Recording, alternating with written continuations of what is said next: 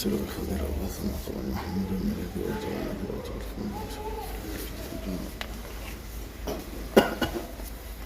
إن الحمد لله نحمده ونستعينه ونؤمن به ونتوكل عليه ونعوذ بالله من شرور أنفسنا ومن سيئات أعمالنا من يهده الله فهو المهتد ومن يضلل فلن تجد له وليا مرشدا ونشهد أن لا إله إلا الله وحده لا شريك له ونشهد أن سيدنا ونبينا ومولانا محمد عبده ورسوله صلى الله عليه وسلم. أما بعد، وعن عبد الله بن عباس رضي الله عنهما أن رسول الله صلى الله عليه وسلم كان أجود الناس وأجود ما يكون في رمضان حين يلقاه جبريل، وكان يلقى جبريل كل ليلة من رمضان ليدرسه هو القرآن، فلرسول الله صلى الله عليه وسلم أجود من الريح المرسلة، رواه البخاري. Selon Abdullah ibn Abbas, le Nabi sallallahu alayhi wa sallam était la personne la plus généreuse. Et le moment où il était le plus généreux, c'était durant le mois de Ramadan, lorsqu'il rencontrait Jibril. Et Jibril, il le rencontrait toutes les soirs ou toutes les nuits de Ramadan et lui enseignait le Coran.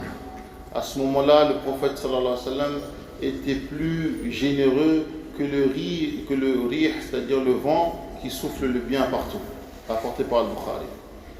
فمن مقاصد الرمضان كما قال الله سبحانه وتعالى كتب عليكم الصيام كما كتب على الذين من قبلكم لعلكم تتقون، أي أن ننالوا التقوى، هذه الصفة المحمودة. ولا يمكن أن ننال التقوى إلا إذا كان في أخلاقنا وأعمالنا البر، ولكن البر من اتقى. فالله سبحانه وتعالى يقول لن تنالوا البر حتى تنفقوا مما تحبون. فعلينا خاصة في رمضان امتثالا لنبينا صلى الله عليه وسلم أن نكون أجود وأكرم، خاصة في هذا الشهر الذي يضاعف فيه الحسنات ويبارك للمؤمن في أرزاقه. Allah subhanahu wa ta'ala, il a dit, il vous a été prescrit, et c'est-à-dire rendu obligatoire le jeûne du mois de Ramadan, comme nous l'avons prescrit de jeûner à ceux qui étaient avant vous, pour que vous atteigniez la piété. La piété, c'est la qualité qui évolue, qu'à la fin du mois de Ramadan, tu es parmi les muttaqin. Parce qu'Allah subhanahu wa ta'ala dit Inna lil muttaqina mafaza hada'iqa wa anaba. Elle a dit certes, les pieux, ils ont obtenu la réussite des jardins, et Allah décrit leur récompense. C'est-à-dire que dans l'islam, il y a différents niveaux. Il y a le musulman, le musulman, il y a le mu'min qui est au-dessus, le croyant, il y a le salih, le muttaqi, il y a le pieux, il y a le muslih, le réformateur, et ainsi de suite. Et le niveau de piété, c'est un niveau dans le paradis, et il y a des faveurs particulières par rapport à ce niveau-là. Donc dans le mois de Ramadan, Allah subhanahu wa ta'ala dit cherchez à obtenir ce niveau.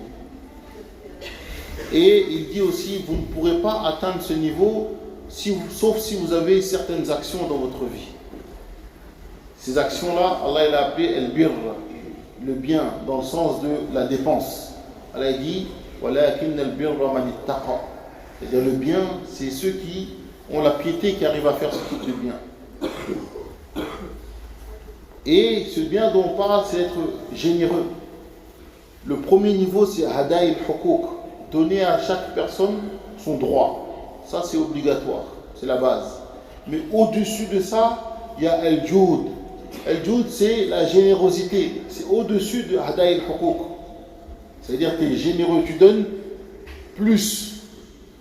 Maintenant, il y a au-dessus de ça, mais on ne va pas en parler aujourd'hui, c'est al-ithar. Al-ithar, c'est donner la préférence aux autres sur toi-même. Le généreux, il a deux, il donne un. Al-Ithar, il a un et il a donné un. Ça, c'est un niveau plus haut encore. Aujourd'hui, on va parler juste de la générosité. Et surtout dans ce mois de Ramadan, où les bonnes actions, elles sont multipliées.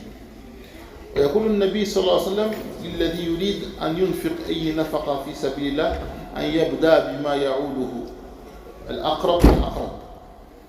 فالذي يذهب إلى المشتريات وينوي بذلك أن يرضي الله سبحانه وتعالى فيكتب له ما أنفق صدقة حتى اللقمة التي تجعل في امرأتك أو هي تجعل في فمك مكتوب لكما صدقة.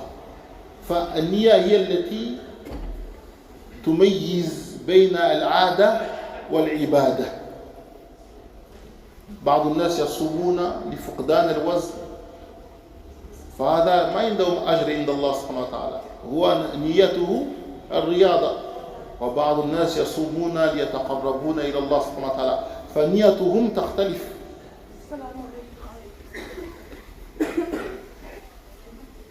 Et le Nabi sallallahu alayhi wa sallam, il nous apprend que lorsque tu veux dépenser, commence par ceux qui sont autour de toi, commence par ceux qui sont les plus proches, et du plus proche au plus lointain. Et le Nabi sallallahu alayhi wa sallam, il nous apprend que quand tu vas acheter même pour ta famille, et que tu espères la récompense d'Allah, et que dans ton cœur tu mets, Ya Allah, je fais ce bien-là, parce que tu nous as ordonné d'être bons avec la femme, avec les enfants, avec les proches. Alors ce que tu dépenses, même en faisant les courses, Allah il te le compte comme une sadaqa. Jusqu'à que le prophète se dit, même la bouchée que tu mets dans la bouche de ta femme, ce sera compté comme une aumône. Ou que elle met dans ta bouche, ce sera compté comme une aumône. Donc Allah il a facilité l'accès à cette hasana. Et le Nabi sallallahu alayhi wa sallam يقول أن الأعمال مضاعف في رمضان والصدقة تكتب زكاة. وقالوا يا رسول الله صلى الله عليه وسلم لماذا نؤدي الزكاة؟ فقال النبي صلى الله عليه وسلم في معنى كلامه لتطهروا بقية أموالكم إن في هذا المال مصائب، فالزكاة تخرج المصائب من بقية ماله، والذي يمسك مال الزكاة ولا يخرجها فيصيب بقية ماله تلفا، كما جاء في الحديث لكل يوم تنزل ملكان فيقول أحدهما اللهم أعطي كل منفكا خلفا ويقول الآخر اللهم أعطي كل ممسكا تلفا. Et le Nabi sallallahu alayhi wa sallam nous a dit que dans le mois de Ramadan, les aumônes que vous faites, elles sont considérées comme des zakats, comme des aumônes légales, obligatoires. Et ils ont dit, Ya Rasulullah sallallahu alayhi wa sallam, pourquoi est-ce qu'on doit sortir l'aumône obligatoire? Il a dit, pour purifier le reste de votre bien. C'est-à-dire que dans ton bien, il y a une partie qui est un malheur. Et tu dois le sortir en zakat pour purifier le reste de tes biens. Et celui qui garde la zakat au lieu de la donner, ça va atteindre et pourrir le reste de ses biens. Et à Allah appartiennent les meilleurs exemples. Ceux qui ont participé au fait de couper de la viande, un mouton ou autre, ils savent que dans cette viande-là, il y a un petit morceau qu'on appelle la vésicule biliaire. Ce morceau amer, si tu ne l'enlèves pas de la viande et qu'elle s'éclate sur la viande, ça va pourrir le reste de la viande. Enfin, de la même manière, dans tes biens, il y a une part qui n'appartient pas à toi. Elle appartient aux autres. Elle appartient aux nécessiteux, à ceux qui sont dans le besoin. Tu dois leur donner, sinon il va t'atteindre à mal. Et le Nabi sallallahu alayhi wa sallam dit, chaque jour qui se lève, il y a 2 anges qui descendent. Il y en a un qui dit, oh Allah, donne à toute personne qui dépense une compensation de ce qu'il a dépensé, un remplacement. Et l'autre il dit, oh Allah, donne à toute personne qui garde un malheur pour faire partir ce qu'il a gardé. ويقول النبي صلى الله عليه وسلم عن الصدقة أن بها يشفي المريض، وكذلك بها بالصدقة السر تطفئ غضب الرب، والصدقة يسقط في يد الله سبحانه وتعالى قبل أن يسقط في يد المحتاج. وكذلك الصدقة من يد إلى يد، أي من يدك إلى يد المحتاج، تحفظك وتمنعك من الموت الفجأة. والذي نفق نفقة في سبيل الله فأخفاها حتى لا تعلم شماله ما أنفق يمينه يكون تحت عرش الرب. وكذلك الصدقة تأتي يوم القيامة حجازا بينك وبين نار جهنم. والنبي صلى الله عليه وسلم كذلك ذكر أن بعض الناس فتحوا باب عطاء، فالله سبحانه وتعالى فتح لهم باب مزيد، وعندما يغلقون باب العطاء يغلق الله سبحانه وتعالى عليهم باب المزيد. والذي فتح باب مسألة ليزيد في غنائه فتح الله عليه باب فقر. فهكذا الأخبار المغيبة. Nabi sallallahu alayhi wa sallam nous a appris que le fait de donner une aumône, ça ne diminue jamais dans ta richesse. Quelqu'un, il avait 10 000, il a donné 1000.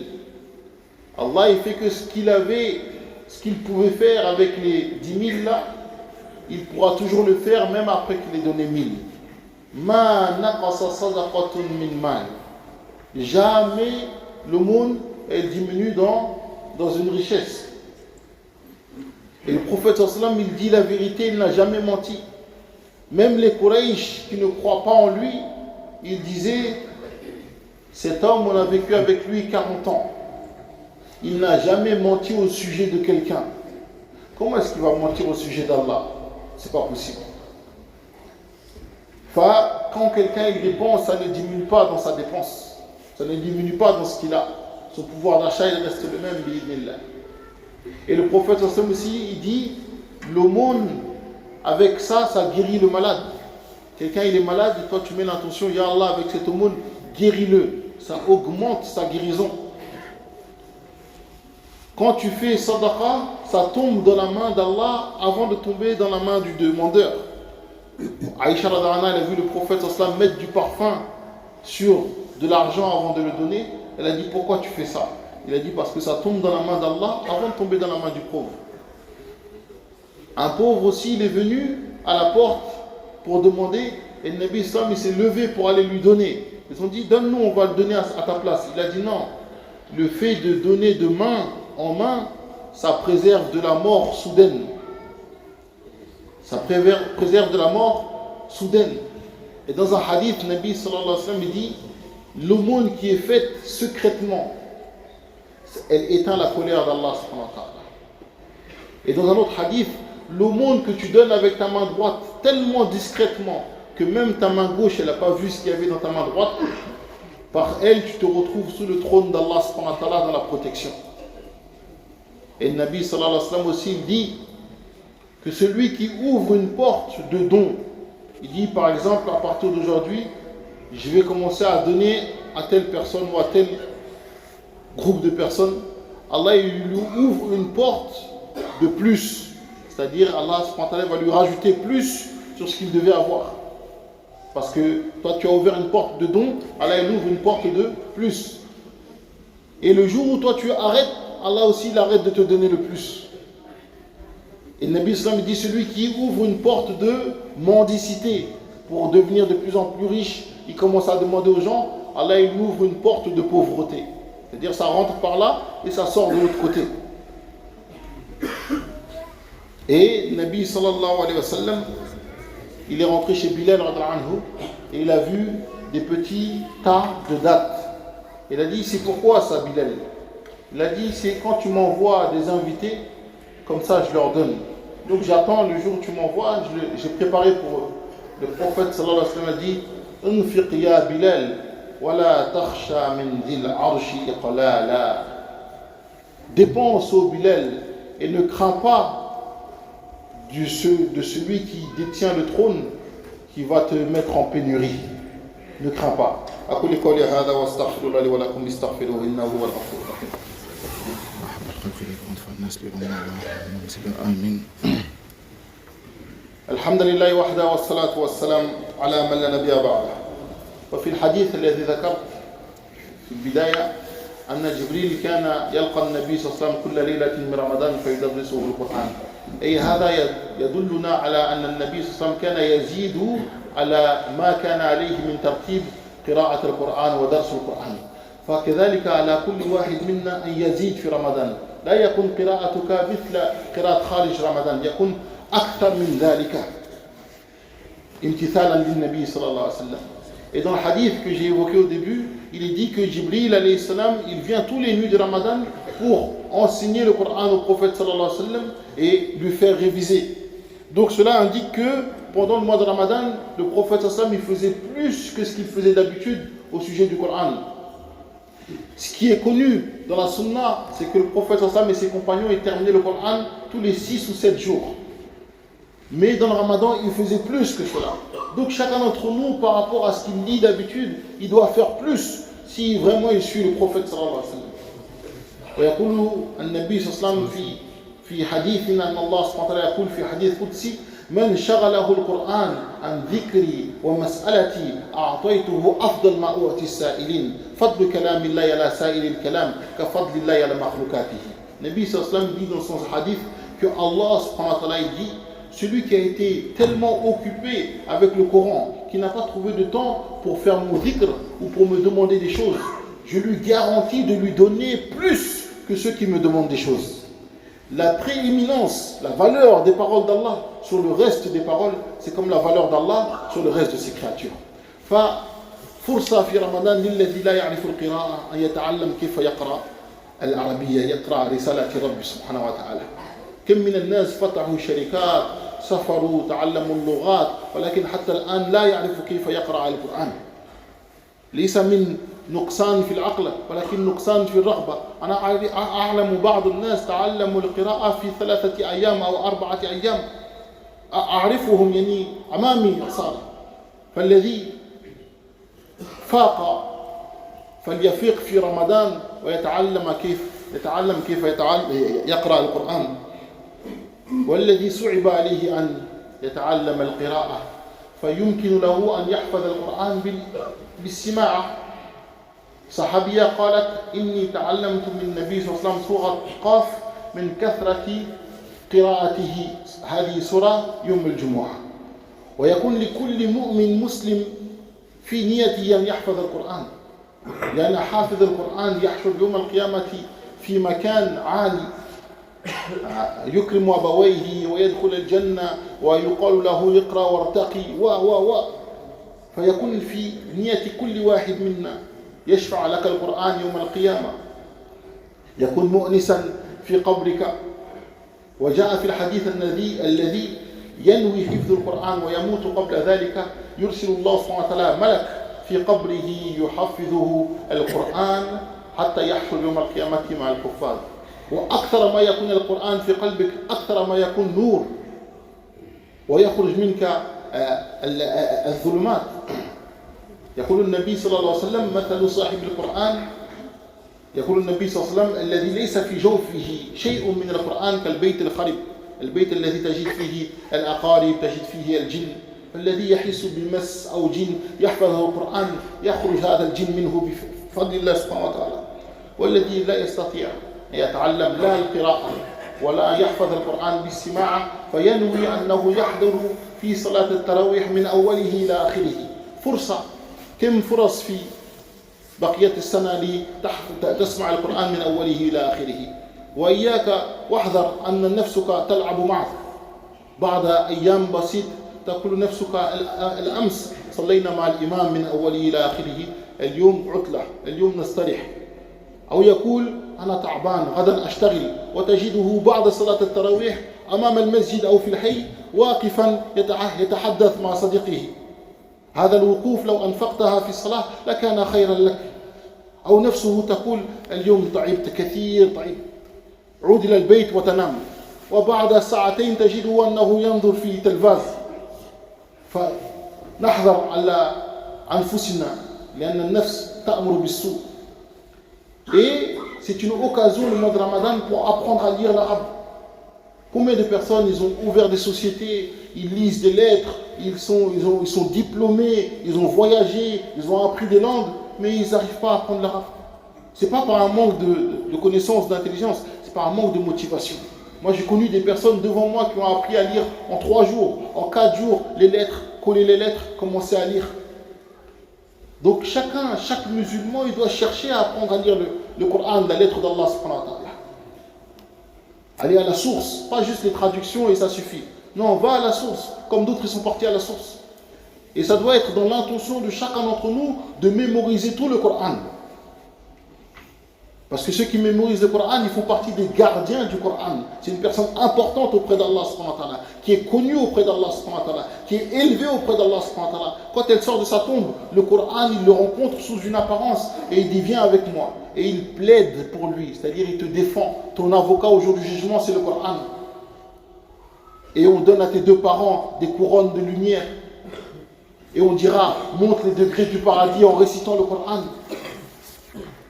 Nabi sallallahu alayhi wa sallam dit, celui qui a l'intention d'apprendre le Coran, même il n'a pas réussi à terminer avant de mourir, Allah il lui envoie un ange dans sa tombe pour lui faire mémoriser le Coran, pour ressusciter au jour du jugement avec ceux qui ont mémorisé le Coran. Allah dit, nous avons facilité le Coran pour l'apprendre, l'enseigner. Alors est-ce qu'il y en a d'entre vous qui veut? Et le Nabi sallallahu alayhi wa sallam dit, l'exemple de celui qui n'a rien à l'intérieur de son cœur, du Coran, c'est comme une maison en ruine, une maison en train de se détruire. C'est la maison où tu trouves des scorpions, des insectes, des djinns. Enfin, celui qui a un problème avec le mas, avec les djinns, etc., plus tu vas apprendre le Coran, plus ce djinn ne peut pas rester à l'intérieur de toi. Il est obligé de sortir. Donc on doit avoir cette intention. Et ça passe par apprendre à lire. Et ceux qui ne peuvent pas apprendre à lire, il est trop âgé ou n'y arrive pas, ils peuvent apprendre en écoutant. Il y a une sahabiyat, elle dit, j'ai appris Surat Qaf juste en écoutant le prophète sallallahu alayhi wa sallam la réciter les jours du Jumu'ah. Donc en écoutant, tu mets l'intention d'apprendre à lire, d'apprendre les sourates. Et tu ne peux pas lire, tu ne peux pas apprendre avec l'écoute. Au moins mets l'intention que le tarawih, tu ne rates aucune des prières et tu entends tout le Coran du début jusqu'à la fin de Ramadan. C'est une occasion. Combien de personnes, ils ont terminé des livres, ils ont terminé des romans, ils ont terminé des séries, ils ont terminé des jeux PlayStation, mais là, jamais terminé le Coran. Ça, c'est une occasion pendant le mois de Ramadan. Et fais attention parce que tu as un nefs, tu as une âme bestiale, et cette âme bestiale, elle joue avec toi. C'est comme un enfant. Elle te dit, hier, on a beaucoup prié avec l'imam, aujourd'hui, repos aujourd'hui. On retourne là-bas vendredi. Vendredi, on retourne là-bas. Ou il te dit, tu es fatigué, demain tu travailles. Fais 4 avec l'imam et après va te reposer. Et tu le trouves après le tarawih, il est devant la mosquée en train de parler avec son ami, en train de rigoler. La fatigue, ça y est, elle est partie. Le temps que tu as passé debout là-bas, si tu le passes debout ici, tu as gagné. Tu le trouves dans le quartier debout, devant chez lui. Ou le neuf, s'il lui dit, tu es fatigué, là tu as envie de dormir. Tu as failli dormir dans le soujoud. Rentre à la maison pour te reposer et il rentre. 3 heures après, il est avec son téléphone en train de regarder, en train de scroller sur son téléphone. Donc il faut faire attention aux nefs. Parce que souvent on voit, première semaine, il y a tout le monde, 10 jours, il y a tout le monde, après ça commence à diminuer. Les derniers rangs, ils ne viennent plus, ainsi de suite, ainsi de suite. Il faut mettre l'intention dès le début, je rate rien. Et si tu as cette intention et que tu fais l'effort pour, Allah subhanahu wa ta'ala, même si tu rates quelque chose, il va le compter comme si tu l'avais eu. Et on va terminer avec ces paroles-là. Il faut éviter le gaspillage. Parce que pendant le ramadan, pendant la faim, la personne elle achète avec les yeux, avec le ventre. Ou même elle se sert plus que ce qu'elle ne peut manger. Et ça tu le vois pendant le ramadan et tu le vois quand tu vas à la Umrah, au petit déjeuner le matin. Les gens ils prennent, après ils jettent à la poubelle. Notre prophète sallallahu alayhi wa sallam nous a dit, quand tu manges et que tu fais tomber une bouchée, tu la ramasses, tu enlèves la saleté et tu la manges et ne la laisse pas à Shaitan. Et il a ordonné qu'on nettoie le fond des assiettes avec le doigt. Il a dit, ne lavez pas vos mains jusqu'à que vous ayez léché. Vous ne savez pas, là, vous ne savez pas, elle est où la baraka. Ça, c'est la sunna. Et à côté de ça, tu trouves combien de musulmans ils jettent à la poubelle. Il prend beaucoup parce qu'avec les yeux, je vais manger. Et dès que son ventre il est un peu rempli, ça y est, il jette. Il dit qu'Allah il pardonne. Comment tu veux qu'Allah te pardonne? Allah il dit Innal musrifina hum ikhwan ash-shayatin. Les gaspilleurs sont les frères des shayatin. Prends un peu, termine, et après si tu veux plus, rajoute. Mais c'est pas tu prends beaucoup, après tu jettes à la poubelle. Allah il n'aime pas ça. Combien de nos frères ils sont en train de mourir de faim à Gaza? Combien de nos frères sont en train de mourir de faim?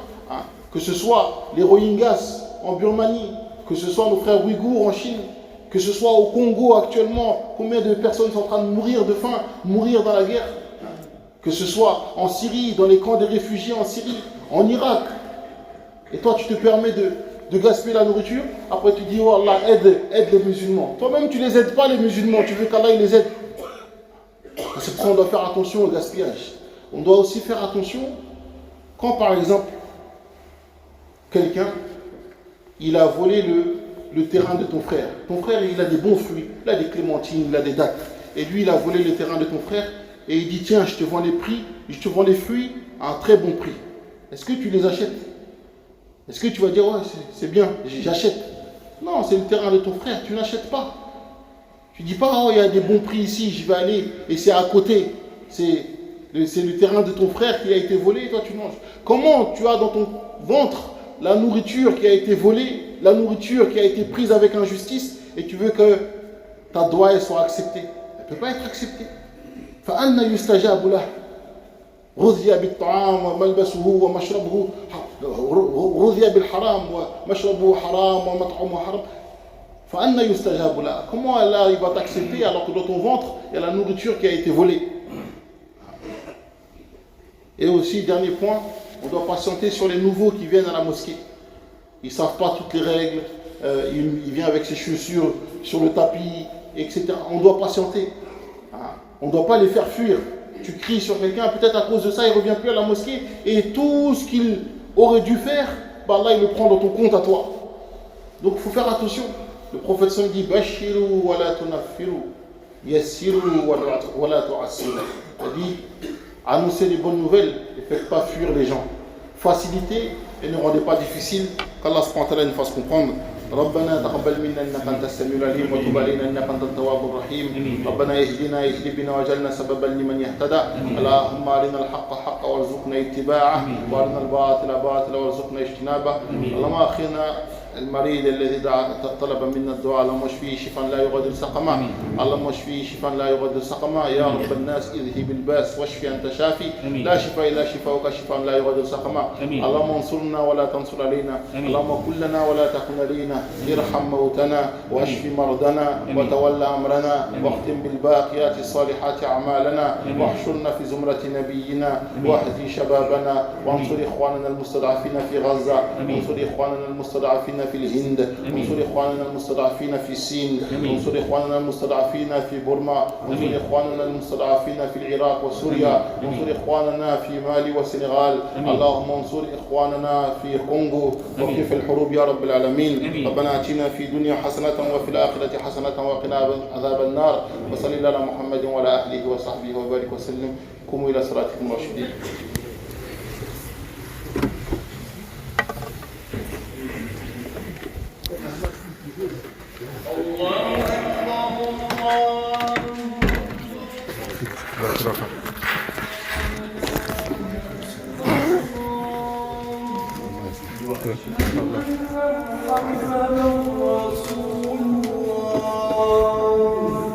حي على الصلاة حي على الفلاح قد قامت الصلاة قد قامت الصلاة الله أكبر الله أكبر لا إله إلا الله.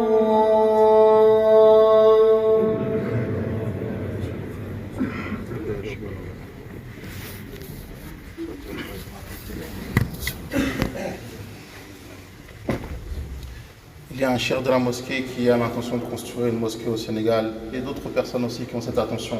Qu'Allah il leur facilite. Qu'Allah il construit cette maison. Qu'Allah il en fasse une maison de bien dans laquelle qui est remplie de bonnes actions et de son évocation. Istawu wa atadilu. Allahu Akbar. Alhamdulillahi Rabbil Alamin Ar-Rahman Ar-Rahim Malik Yawmiddin Iyyaka na'budu wa iyyaka nasta'in Ihdina as-siratal mustaqim صراط الذين أنعمت عليهم غير المغضوب عليهم ولا الضالين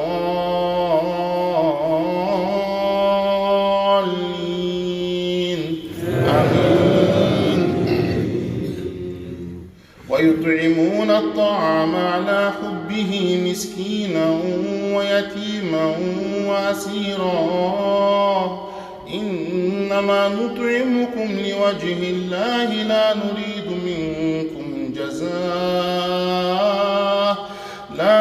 منكم جزاء ولا شكورا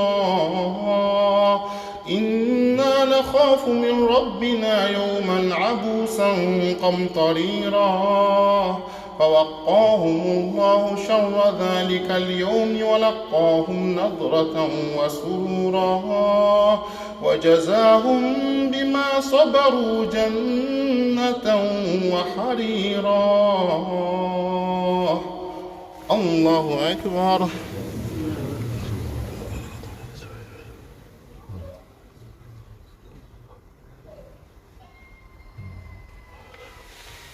سمع الله لمن حمده. الله أكبر.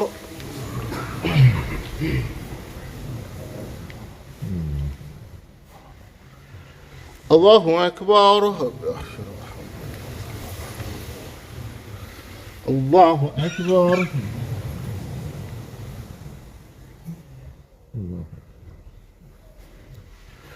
الله أكبر.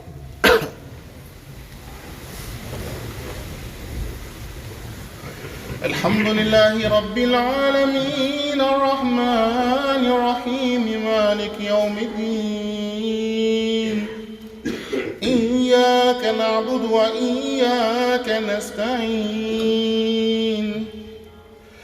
اهدنا الصراط المستقيم صراط الذين أنعمت عليهم غير المغضوب عليهم ولا الضالين آمين. أرأيت الذي يكذب بالدين فذلك الذي يدعو اليتيم ولا يحض على طعام المسكين فويل للمصلين الذين هم عن صلاتهم ساهون الذين هم يراءون ويمنعون الماعون. الله أكبر.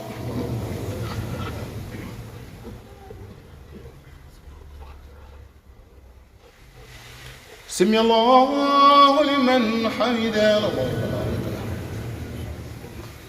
الله أكبر.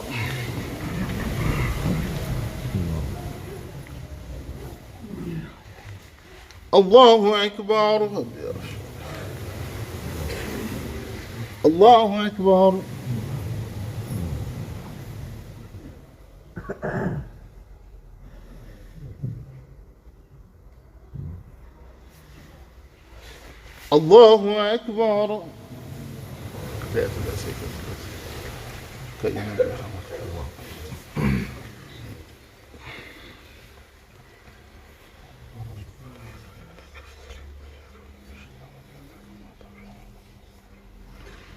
اللهم إني ظلمت نفسي.